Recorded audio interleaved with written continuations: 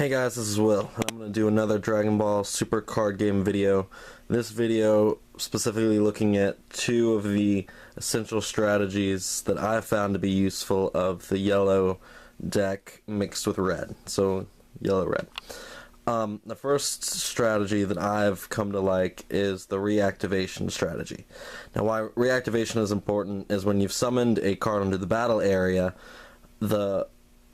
after you've attacked and it's exhausted, that's when your battle cards are most vulnerable, because the opponent will get the opportunity to attack back, but only get to attack the ones that are exhausted. If you have characters that are active, they won't be able to attack those unless they have a card that says they can.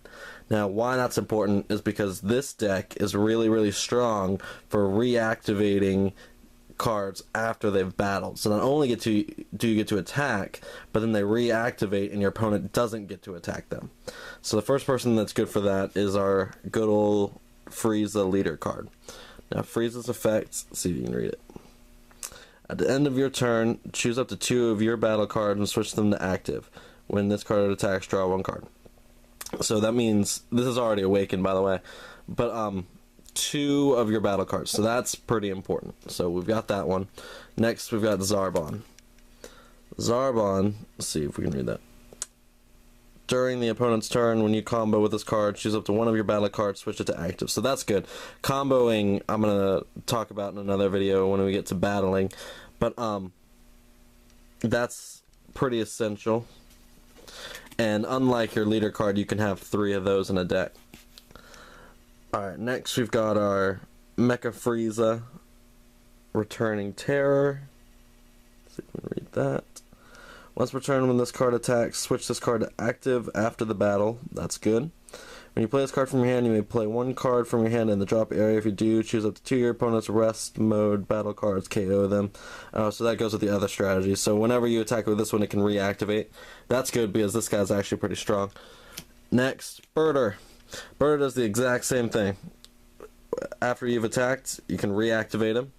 And so that goes past his effects. So those 2 reactivate themselves. So you wouldn't have to use him to reactivate those. So that's really important when you're battling. And last but not least is Vado's Assistant.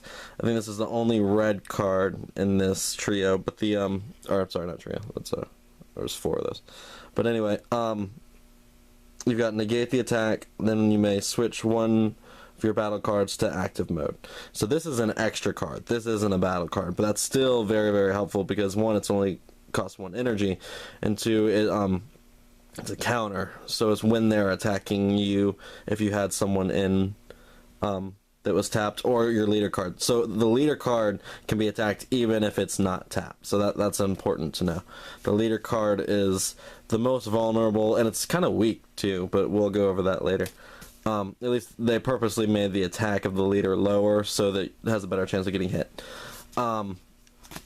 Next up, we've got the Search and Summoning.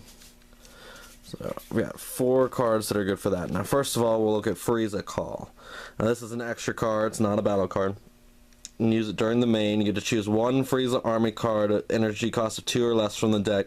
Play it in rest mode, then shuffle the deck. So if you have a card that allows you to reactivate cards, it wouldn't matter that it's starting in rest mode because you could just reactivate it anyway. So that's important. It's only 1 energy, so that's pretty good. Next, let's look at Jace. One of the Ginyu Force members. Love the Ginyu Force. Alright, his effect is when 1 of your cards is attacked, you may switch this card to rest mode, change the target of the attack. Oh, that's a blocker effect. And the auto, when you play this card from your hand, look at the top 3 cards of your deck, choose up to 1 Ginyu Force other than Ginyu among them and play it, then shuffle your deck. So that's kind of a Ginyu Force summon. I've got a lot of Ginyu Force cards, so that's why it's kind of helpful to me. Next, we've got the Evolution Premonition? I don't know what that means. Yeah, Frost. So Frost is cool because he's just the Universe 6 version of Frieza. So let's see. So this costs 2 energy to use. It's not too bad. Look at the top 7 cards at the top of your deck.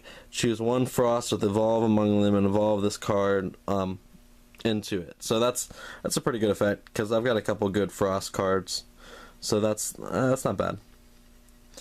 And it's an easy summon, so that's good. Last but not least, we've got our Avenging Frieza. So let's see what we got here. When you play this card, look at the top 3 cards of your deck. Choose up to 1 Frieza's army among them with an energy of 2 or less. Add to your hand and shuffle your deck. So that's not bad. Doesn't cost any energy to use that effect. It's an auto. Just 1 energy to summon it.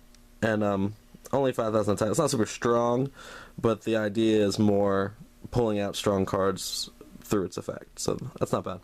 So those are the 2 main strategies with the yellow and red deck that I've made so far.